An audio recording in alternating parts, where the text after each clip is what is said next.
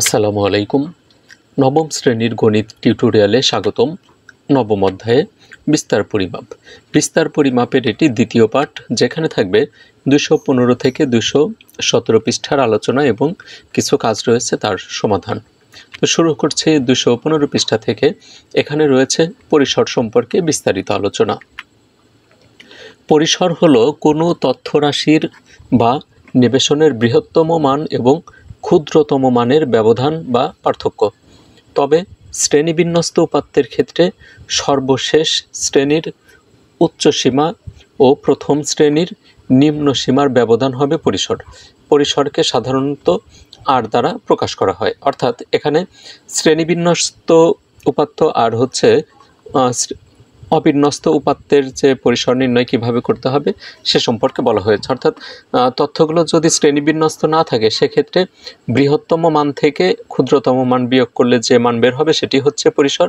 আর শ্রেণীবিন্যস্ত উপাত্তের ক্ষেত্রে প্রথম শ্রেণীর নিম্ন সীমা থেকে বিয়োগ করতে হবে, অর্থাৎ সর্বশেষ শ্রেণীর যে উচ্চ সীমা থাকবে সেখান থেকে বিয়োগ করতে হবে হচ্ছে প্রথম শ্রেণীর নিম্ন সীমা। আমরা সামনের দিকে আরও বিস্তারিত দেখতে পারবো। এখানে শুরুতে একটি একক কাজ রয়েছে। তোমার পরিবারের সদস্যদের উচ্চতা সেন্টিমিটার বা ইঞ্চিতে পরিমাপ করে প্রাপ্ত উপাত্তের পরিসর নির্ণয় করো। তো অর্থাৎ পরিসর নির্ণয় করতে হবে যে আমাদের পরিবারের যতজন সদস্য আছে, শিক্ষার্থীরা অবশ্যই তোমাদের পরিবারের যে কয়েকজন সদস্য তাদের উচ্চতা সংগ্রহ করবে এবং পরিসর নির্ণয় করবে। তো এখানে সমাধানটা আমরা এক নজরে দেখে নেই। আমার পরিবারের 6 জন সদস্যের উচ্চতা ইঞ্চিতে যথাক্রমে, এখানে আমি একটি আনুমানিক মান নিয়েছি 65 সেন্টিমিটার, 70, 68, 62, 60, 58 সেন্টিমিটার। 6 জন সদস্যর এখানে উচ্চতা নেওয়া হয়েছে, যেগুলো রয়েছে ইঞ্চিতে। পরিসরের যে সূত্র আমরা জানি, পরিসর সমান হচ্ছে সর্বোচ্চ মান মাইনাস সর্বনিম্ন মান। এখন একটা কথা হচ্ছে যে আমরা এতদিনে যে পরিসরের সূত্র শিখেছিলাম সেক্ষেত্রে সর্বোচ্চ মান বিয়োগ সর্বনিম্ন মান, তার সাথে যোগ ছিল 1। তো আসলে যোগ 1 আমরা দেব কখন দেব? যখন আমরা এই পরিসরটা আমাদের কাজে লাগবে হচ্ছে শ্রেণীব্যাপ্তি বা শ্রেণী সংখ্যা নির্ণয়ের ক্ষেত্রে। শ্রেণী সংখ্যা নির্ণয়ের ক্ষেত্রে যদি আমরা পরিসর ব্যবহার করি সেক্ষেত্রে আমরা সাইটে 1 যোগ করে নেব। তাছাড়া কিন্তু অনেক সময় ঝামেলা হয়ে যাবে যে শ্রেণী সংখ্যা যত হবে আমরা ছক অঙ্কন করতে গিয়ে দেখব যে ততগুলো শ্রেণীতে কিন্তু আসলে হবে না, তখন বেশি লাগবে। তো এটা আমরা যখন শ্রেণীবিন্যস্ত উপাত্ত অবিন্যস্ত উপাত্ত থেকে যখন শ্রেণীবিন্যস্ত করতে যাব তখন যদি আমরা পরিসর নির্ণয় করি তখন আমরা চাইলে সাইটে 1 যোগ করে নিতে পারি। আর তাছাড়া যদি পরিসর আমাদের দরকার হয় তখন আমরা এই সূত্রটাই ব্যবহার করব, সর্বোচ্চ মান মাইনাস সর্বনিম্ন মান। তো এখানে সর্বোচ্চ মান 70 আর সর্বনিম্ন হচ্ছে 58, বিয়োগ করলে আমরা পাই 12। এটি হচ্ছে এই একক কাজের সমাধান। শিক্ষার্থী এবং শ্রদ্ধেয় শিক্ষক মণ্ডলীদের রিকোয়েস্ট করব চ্যানেলটিতে নতুন হলে সাপোর্ট দিয়ে যাবেন যদি ভিডিওগুলো দ্বারা উপকৃত হন। পরবর্তী আলোচনাতে চলে যাচ্ছি। মাথা খাটাও। এখানে একটি প্রশ্ন দেওয়া হয়েছে, পরিসর সর্বদাই ধনাত্মক কেন? অর্থাৎ পরিসর সর্বদাই ধনাত্মক হবে এবং কেন হবে সেটা আমাদের এখানে লিখতে হবে। তো এখানে আমরা এটা লিখতে পারি, পরিসর নির্ণয়ের সূত্র বা নিয়মের কারণেই পরিসর সর্বদাই ধনাত্মক। পরিসর নির্ণয়ে সর্বোচ্চ মান থেকে সর্বনিম্ন মান বিয়োগ করা হয়, যার কারণে পরিসর সর্বদাই ধনাত্মক।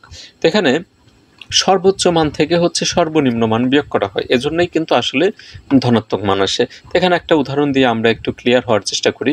এখানে আমরা প্রতিটি মানই দেখতে পাচ্ছি ঋণাত্মক মান। তো এখন বাস্তব জীবনে আসলে ঋণাত্মক মান কাজে লাগে কিনা? শীত প্রধান দেশগুলোতে তাপমাত্রা কিন্তু 0-এর নিচে চলে আসে।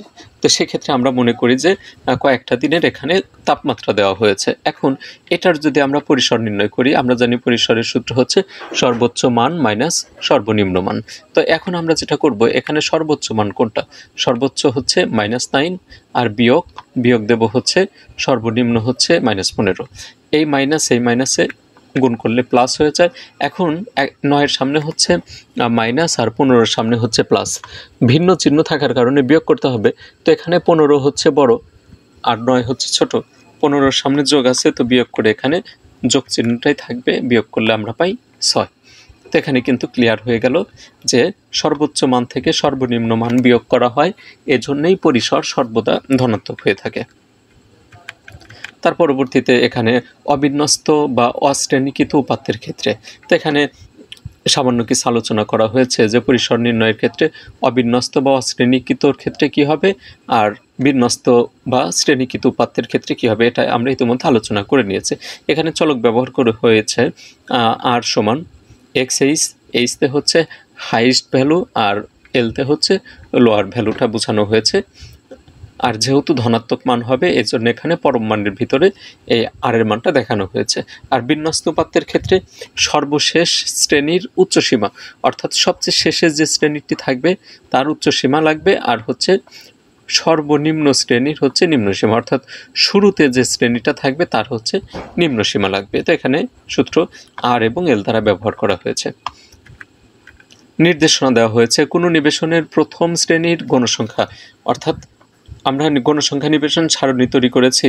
কোনো নিবেশন অর্থাৎ প্রথম যে শ্রেণী ব্যাপ্তি বা শ্রেণী থাকবে সেখানে যদি গণসংখ্যা শূন্য হয় সেক্ষেত্রে আমরা ওইটার কিন্তু সর্বনিম্ন মান নিতে পারবো না।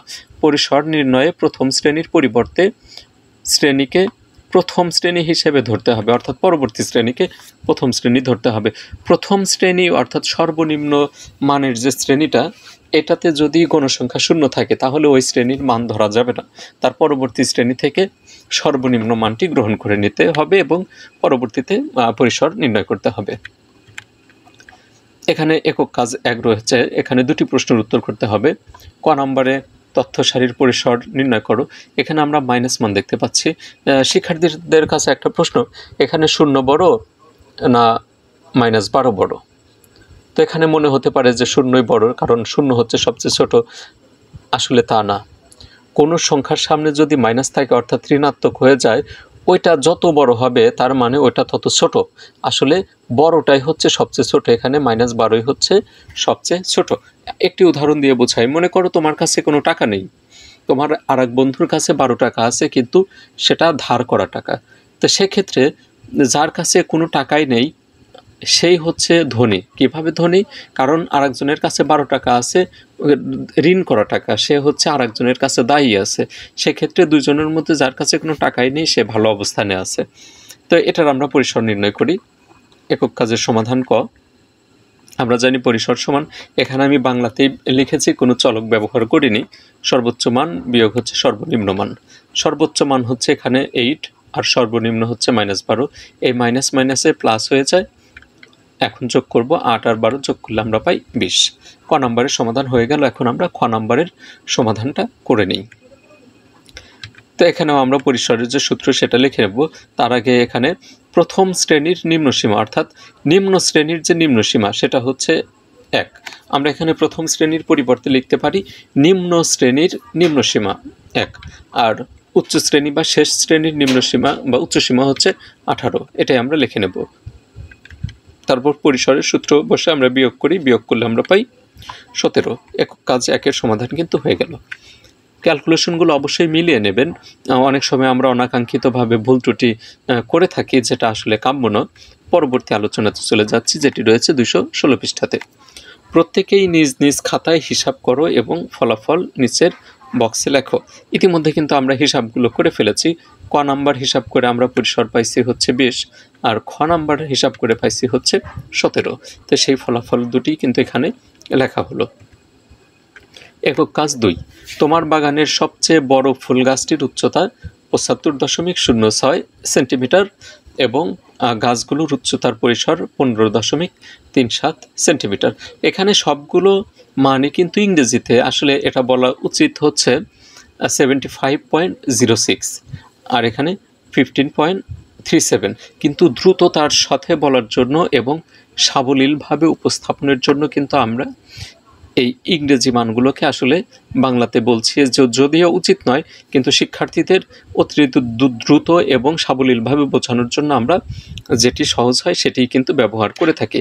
তো তবে শিক্ষার্থীদের যদি কেউ কখনো জিজ্ঞেস করে অবশ্যই এগুলো ইংরেজিতেই বলার চেষ্টা করবে।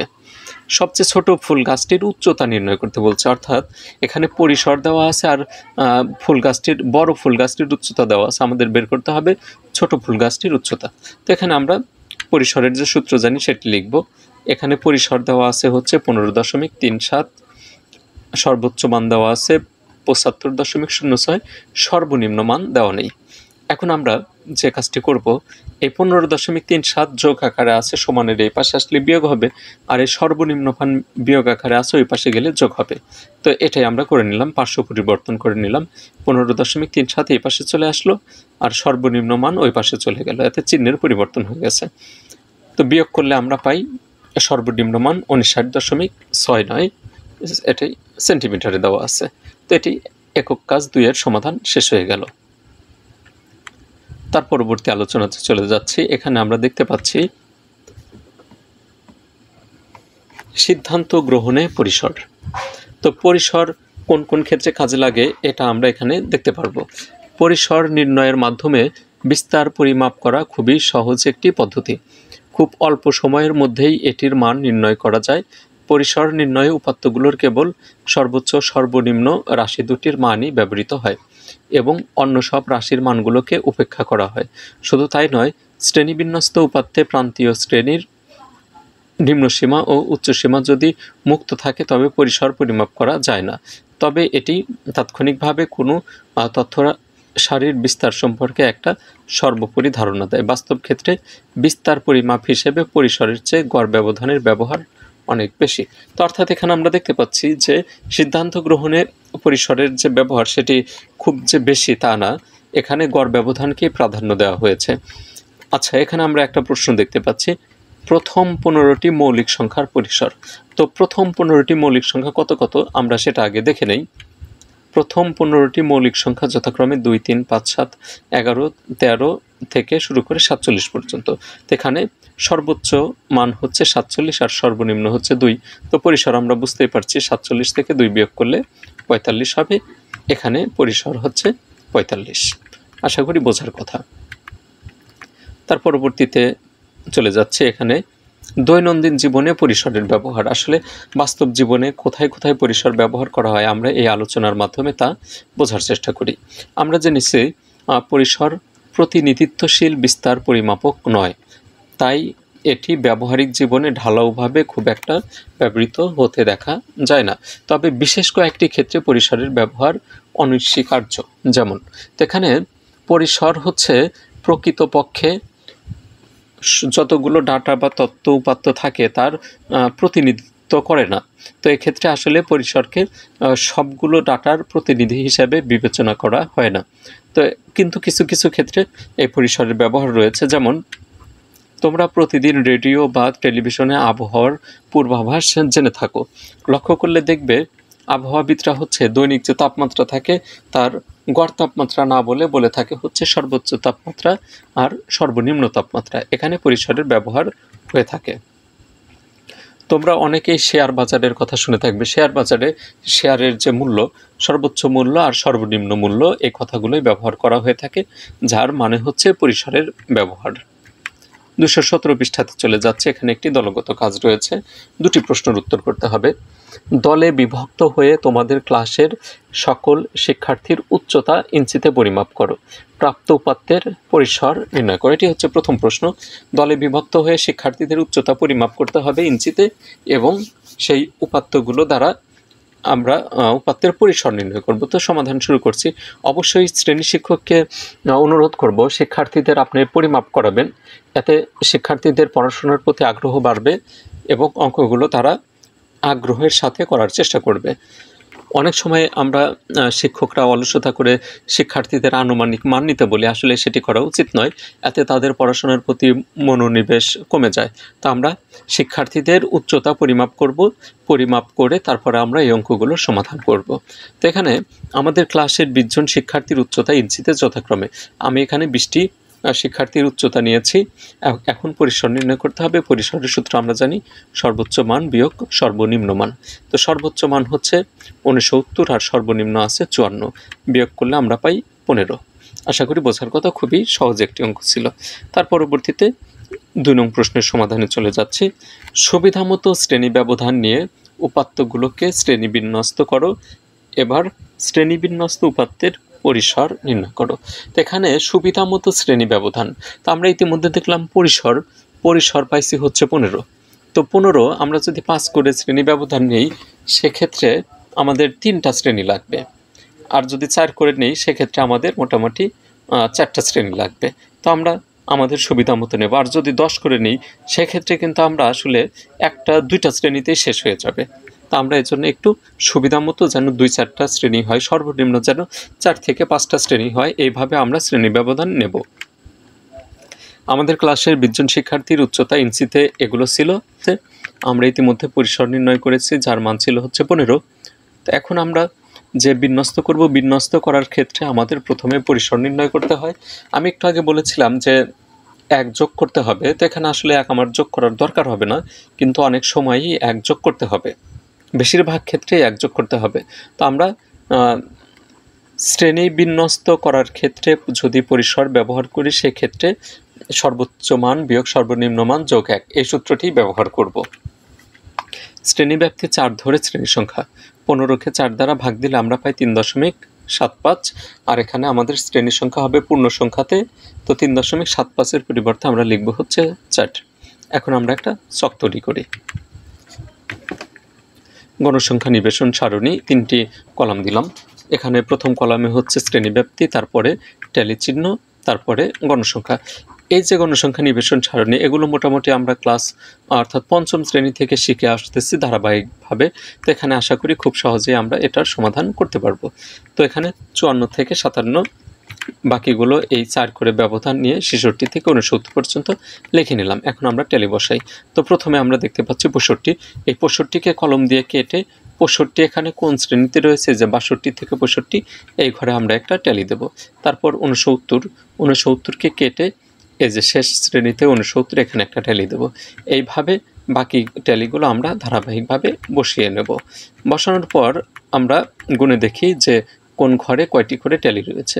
তো প্রথম শ্রেণীতে আমরা ট্যালি দেখতে পাচ্ছি 5টি, তারপরেরটাতে রয়েছে 6টি, তারপরে রয়েছে 6টি, তারপরে রয়েছে 3টি, মোট n সমান 20। আশা করি বোঝার কথা। এখন আমাদের পরিসর নির্ণয় করতে হবে।